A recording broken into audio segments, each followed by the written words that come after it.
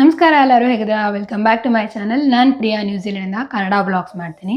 ಈಗೊಂದು ತಿಂಗಳ ಹಿಂದೆ ತುಂಬ ಏನೋ ಮೆಂಟಲ್ ಸ್ಟ್ರೆಸ್ ಆಗ್ತಾ ಇತ್ತು. ಯಾಕೆಂದರೆ ನಾವು ನ್ಯೂಜಿಲೆಂಡಲ್ಲಿ ಏನು ಮನೆ ಇದ್ದೀವಿ ಅದರಿಂದ ಏನಾಯಿತು ಅಂತ ನಾನು ಹೇಳ್ತಾ ಹೋಗ್ತೀನಿ. 1.5 ವರ್ಷದಿಂದ ನಾವು ಇದೇ ಮನೆಯಲ್ಲೇ ಇರೋದು. ಜನವರಿ 21ಗೆ ನಾವು ವೆಕೇಟ್ ಮಾಡಬೇಕಾಗಿತ್ತು ಈ ಮನೇನ. ನಾವು ಹೆಂಗಿದ್ರು ಮೇಗೆ ಅಂದರೆ ಮೇ 18ಕ್ಕೆ ಫ್ಲೈಟ್ ಬುಕ್ ಮಾಡಿದ್ವಲ್ಲ, ಇನ್ನೇನು ಮತ್ತೆ ಮನೇನ ಚೇಂಜ್ ಮಾಡೋದು. ಈ ಡಿಸೆಂಬರ್ ಜನವರಿಲಂತೂ ಮನೆ ಚೇಂಜ್ ಮಾಡೋದಂತೂ ದೊಡ್ಡ ಪ್ರಾಬ್ಲಮ್ಮು. ಯಾಕೆಂದರೆ ಇಲ್ಲಿ ಮನೆಯೇ ಸಿಗೋದಿಲ್ಲ. ತುಂಬಾ ಕಷ್ಟ ಈ ಜನವರಿ ಮತ್ತು ಡಿಸೆಂಬರ್ ಮಂತಲ್ಲಿ ಮನೆಯನ್ನು ಹುಡ್ಕೋದು. ಹಾಗಾಗಿ ನಾವೇನು ಮಾಡಿದ್ವಿ, ಮೇ ತನಕ ಎಕ್ಸ್ಟೆಂಡ್ ಮಾಡೋಣ ಅಂಥೇಳಿ ಮೇ 21ಗೆ ವೆಕೇಟ್ ಮಾಡ್ತೀವಿ ಅಂಥೇಳಿ ಓನರ್ ಹತ್ರ ಅಗ್ರಿಮೆಂಟ್ ಮಾಡಿಸ್ಕೊಂಡಿದ್ವಿ. ಮೇ 18ಗಲ್ವ ಫ್ಲೈಟ್ ಇರೋದು. ಮೇ 17ನೇ ತಾರೀಕಿಗೆ ನಾವು ಮನೇನ ವೆಕೇಟ್ ಮಾಡಿ ಏರ್ಪೋರ್ಟಲ್ಲೇ ಒಂದು ಹೋಟೆಲ್ನ ಬುಕ್ ಮಾಡಿದ್ದೀವಿ. ಅಲ್ಲಿಗೆ ನಾವು ಹೋಗ್ತಾ ಇದ್ದೀವಿ ಮೇ 17ಕ್ಕೆ. ಹಾಗಾಗಿ ನಾವೇನು ಓನರಿಗೆ ಹೇಳಿದ್ವಿ ಅಂತಂದರೆ, ಈ ಥರ ನಾವು ಮೇ 17ಕ್ಕೆ ವೆಕೇಟ್ ಮಾಡ್ತೀವಿ, ಅವತ್ತಿನ ದಿನವೇ ನಿಮಗೆ ಕೀ ಕೊಡ್ತೀವಿ. ಬೇಗನೆ ವೆಕೇಟ್ ಮಾಡಿದ್ರು ರೆಂಟ್ ಎಷ್ಟು ಕೊಡಬೇಕೋ ಅಷ್ಟೇ ಕೊಡೋದು, ಅದರಲ್ಲಂತೂ ನಾವೇನು ಕಡಿಮೆ ಮಾಡೋದಿಲ್ಲ. ಯಾವಾಗ ನಾವು ಈ ಥರ ಹೇಳಿದ್ವೋ ನಮ್ಮ ಓನರ್ ಅಂತೂ ಫುಲ್ಲು ಗರಂ ಆಗೋಕ್ಕೆ ಸ್ಟಾರ್ಟ್ ಆಗಿಬಿಟ್ರು. ಏನಂದರೆ, ಯಾಕೆ ನೀವು ಮೇ 21ಕ್ಕೆ ತಾನೇ ಹೋಗ್ತಾ ಇರೋದು, ವೆಕೇಟ್ ಮಾಡ್ತೀನಿ ಅಂತೇಳಿ ಅಗ್ರಿಮೆಂಟಲ್ಲಿ ಇರೋದು, ಮೇ 17ಕ್ಕೆ ಯಾಕೆ ಹೋಗ್ತಾ ಇದ್ದೀರಾ? ಮೇ 17ಕ್ಕೆ ನಾನು ಕೀ ಇಸ್ಕೊಳ್ಳೋದಿಲ್ಲ, ಮೇ 21ಕ್ಕೆ ಬೇಕು ಅಂತ ಕುತ್ಕೊಂಡ್ಬಿಟ್ರು.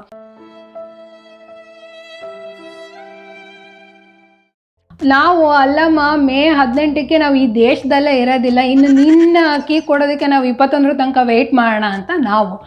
ಸರಿ ಹೋಗಲಿ, ನಮ್ಮ ಫ್ರೆಂಡ್ಸ್ಗಳಿಗೆ ಒಬ್ಬರಿಗೆ ಕೀ ಕೊಟ್ಟು ಅವರೇನೆ ಕೊಡ್ತಾರೆ ಮೇ 21ಕ್ಕೆ ಅಂತ ಅಂದರೆ, ಇಲ್ಲ ಬೇರೆಯವರೆಲ್ಲ ಆಗೋದಿಲ್ಲ, ನೀವೇ ಕೊಡಬೇಕು ಅಂತೇಳಿ ನಮ್ಮ ಓನರ್ ಕುತ್ಕೊಂಡ್ಬಿಟ್ಟಿದ್ದಾರೆ. ಏನಪ್ಪ ಇದು ಅಂತ ಅನ್ನಿಸ್ಬಿಡ್ತು. ಎಕ್ಸ್ಟೆಂಡ್ ಹಾಕಿಂತ ಮುಂಚೆ ನಾವು ಈ ಮನೆಗೆ ಪೇ ಮಾಡ್ತಾ ಇದ್ದಿದ್ದು ವಾಟ್ರ್ ಬಿಲ್ಲು ಸೇರಿಸಿ $610 ಪರ್ ವೀಕ್ಗೆ. ಈ ಎಕ್ಸ್ಟೆನ್ಷನ್ ಆದಮೇಲೆ ಮೇ 21 ತನಕ ನಾವು ಕೊಡಬೇಕಾಗಿರೋದು ವಾಟ್ರ್ ಬಿಲ್ಲೆಲ್ಲ ಸೇರಿಸಿ $640 ಒಂದು ವೀಕಿಗೆ. ಇಷ್ಟೆಲ್ಲ ಕೊಟ್ಟು ಏನೋ ನಮಗೆ ಒಂಥರ ಇಲ್ಲಿ ಫ್ರೀಡಮ್ ಇಲ್ಲ, ಸ್ವತಂತ್ರ ಇಲ್ಲ, ಏನು ಮಾತಾಡೋದಕ್ಕೂ. Emotional damage. ಏನೋ ಇಲ್ಲಿ ಒಂದು ಪಾರಿವಾಳ ಎಲ್ಲ ಓಡಾಡ್ತಾ ಇರುತ್ತೆ, ಅದಕ್ಕೆ ಒಂಚೂರು ಅಕ್ಕಿ ಹಾಕಂಗೂ ಇಲ್ಲ, ಅಷ್ಟು ಫ್ರೀಡಮ್ಮು ಇಲ್ಲ ನಮಗೆ. ಇಲ್ಲಿ ಪಕ್ಕದಲ್ಲೇ ಒಂದು ಕೆಫೆ ಇದೆ, ಅಲ್ಲಿ ಪಾರಿವಾಳಕ್ಕೆಲ್ಲ ಹಾಕ್ತಾ ಇರ್ತಾರೆ, ಏನಾದ್ರು ತಿನ್ನಕ್ಕೆ ಹಾಕ್ತಾ ಇರ್ತಾರೆ. ನಾವು ಕೂಡ ಒಂದ್ಸಲ ಹಾಕಿದ್ವಿ ತಿನ್ನಕ್ಕೆ ಅಂಥೇಳಿ, ಆ ಪಾರಿವಾಳಕ್ಕೆ ಅಂತೇಳಿ ಅಕ್ಕಿ ಹಾಕಿದ್ವಿ. ತಗೋ ಸಂಜೆನೇ ಮೇಲು ನೈಬರ್ಸ್ ಎಲ್ಲ ಕಂಪ್ಲೇಂಟ್ ಮಾಡ್ತಾ ಇದ್ದಾರೆ, ಯಾಕೆ ನೀವು ಆ ಥರ ಮಾಡ್ತಾ ಇದ್ದೀರಾ, ಪಾರಿವಾಳಕ್ಕೆಲ್ಲ ಯಾಕೆ ಫುಡ್ ಹಾಕ್ತಿದ್ದೀರಾ ಅಂತ. ನಮಗೆ ಏನೋ ಪಾರಿವಾಳಕ್ಕೆ ಫುಡ್ ಹಾಕೋದು ಅಫೆನ್ಸಾ ಅಂತೇಳಿ ನಾವು. ಹಾಗಾಗಿ ನಾವೇನೇ ಮಾಡಿದ್ರು ತಪ್ಪು ನಮ್ಮ ಮನೆ ಓನರ್ಗೆ. ನೀವು ಮಾತ್ರ ಈ ಥರ ಉಲ್ಟಾ ಮಾತಾಡೋದು, ಬೇರೆ ಟೆನೆಂಟ್ಸ್ ಎಲ್ಲ ನನ್ನ ಜೊತೆ ಚೆನ್ನಾಗೇ ಇದ್ದಾರೆ, ಅವರೆಲ್ಲ ಈ ಥರ ವಾಪಸ್ ಮಾತಾಡೋದಿಲ್ಲ. ನಾವೇನು ಮಾಡೋಕ್ಕಾಗುತ್ತೆ, ನಮಗೆ ಇಷ್ಟ ಆಗಲಿದ್ದು ನಾವು ಹೇಳ್ತೀವಿ, ಅವರೆಲ್ಲ ಸುಮ್ಮನಿದ್ರೆ ನಾವು ಸುಮ್ಮನೆ ಇರಬೇಕು ಅಂತ ಏನಿಲ್ವಲ್ಲ. ಮತ್ತು ಇನ್ನೊಂದೇನೆಂದರೆ, ನಮ್ಮ ಮನೆ ಪಕ್ಕದಲ್ಲೇ ಒಂದು ಓಣಿ ಇದೆ ಓಡಾಡೋದಕ್ಕೆಲ್ಲ, ಅಲ್ಲಿ ಗ್ಲಾಸ್ ಪೀಸಸ್ ಎಲ್ಲ ಬಿದ್ದಿರುತ್ತೆ. ಹಾಗಾಗಿ ನಾವು ಆ ಕಡೆ ಹೋಗೋದೆಲ್ಲ ತುಂಬ ಕಡಿಮೆ. ಹಾಗಾಗಿ ಇನ್ನೊಂದು ಸೈಡಲ್ಲಿ ಹೋಗ್ತೀವಿ ನಾವು ನಡ್ಕೊಂಡು ಹೋಗೋದಿದ್ರೆ, ಅದಕ್ಕೂ ಅಬ್ಜೆಕ್ಷನ್ನು.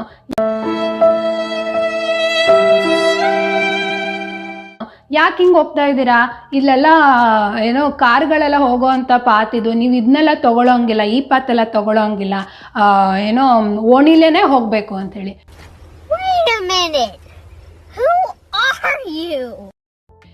ಎಲ್ಲಿಂದ ಬಂದಿದ್ಯಮ್ಮ ನೀನು ಅಂತೇಳಿ ನಾವು.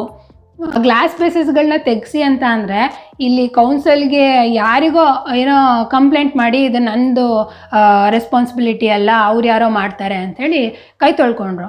ಈಗ ನೈಬರ್ಸ್ ಯಾರೋ ಕಂಪ್ಲೇಂಟ್ ಕೊಟ್ಟರೆ ನಮಗೆ ಹೇಳಕ್ಕೆ ಬರುತ್ತೆ, ನಮ್ಮನೆ ಓಣಿಲಿ ಓಡಾಡೋಕ್ಕಾಗಲ್ಲಮ್ಮ, ಒಂಚೂರು ಎಲ್ಲ ಕ್ಲೀನ್ ಮಾಡಿಸು ಅಂತಂದರೆ ಅದು ನಮ್ಮ ಓನರ್ ರೆಸ್ಪಾನ್ಸಿಬಿಲಿಟಿ ಅಲ್ವಂತೆ. ಹಾಗಾಗಿ ನಮಗೆ ಸಖತ್ತು ಕೋಪ ಬಂತು. ನನ್ನ ಹಸ್ಬೆಂಡ್ ಯಾವ ಥರ ಅಂತಂದರೆ, ಅವ್ರು ಯಾರೇ ಆಗಿರಲಿ, ಅಂದರೆ ಹತ್ತಿರದವರೇ ಆಗಿರಲಿ ದೂರದವರೇ ಆಗಿರಲಿ, ಡೈರೆಕ್ಟಾಗಿ ಮಾತಾಡ್ತಾರೆ. ಈ ತೇಪೆ ಹಚ್ಚೋದು, ಈ ಬೆಣ್ಣೆ ಸವರೋದು, ಆ ಥರದ್ದೆಲ್ಲ ಹಾಗೆಲ್ಲ ಮಾತಾಡೋದಕ್ಕೆ ಬರೋದಿಲ್ಲ. ಏನಿದ್ರು ಡೈರೆಕ್ಟ್ ಮಾತು. ಹಾಗಾಗಿ ಈ ಥರ ಯಾವಾಗ ಕಿರಿಕ್ ಮಾಡೋಕ್ಕೆ ಸ್ಟಾರ್ಟ್ ಮಾಡಿದ್ರು ನಮಗೂ ಫ್ರಸ್ಟ್ರೇಟ್ ಆಗೋಕ್ಕೆ ಸ್ಟಾರ್ಟ್ ಆಯಿತು.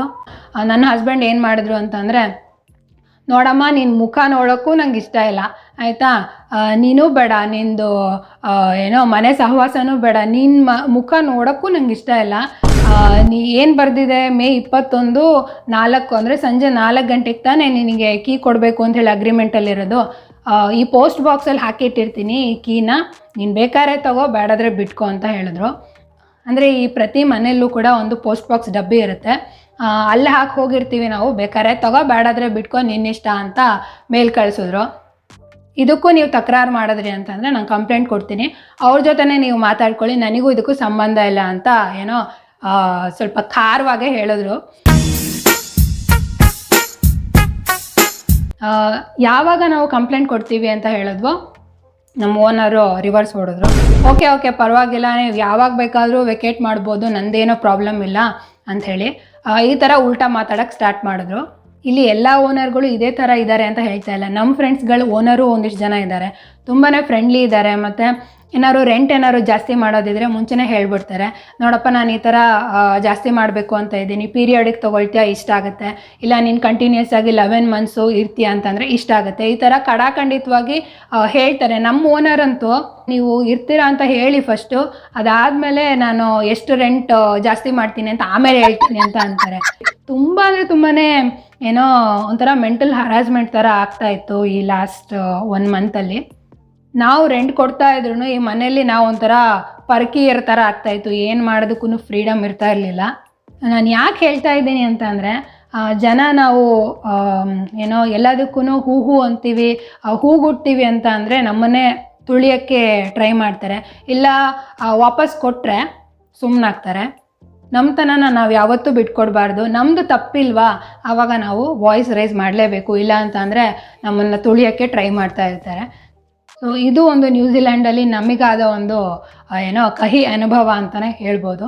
ಎಲ್ಲರೂ ಹಿಂಗಿರ್ತಾರೆ ಅಂತ ಹೇಳೋಕ್ಕಾಗಲ್ಲ, ಒಂದಿಷ್ಟು ಜನ ಒಳ್ಳೆಯವರು ಇರ್ತಾರೆ, ಒಂದಿಷ್ಟು ಜನ ಕೆಟ್ಟವರು ಇರ್ತಾರೆ, ತೊಂದರೆ ಕೊಡೋರು ಇರ್ತಾರೆ, ಏನೂ ಮಾಡೋಕ್ಕಾಗಲ್ಲ.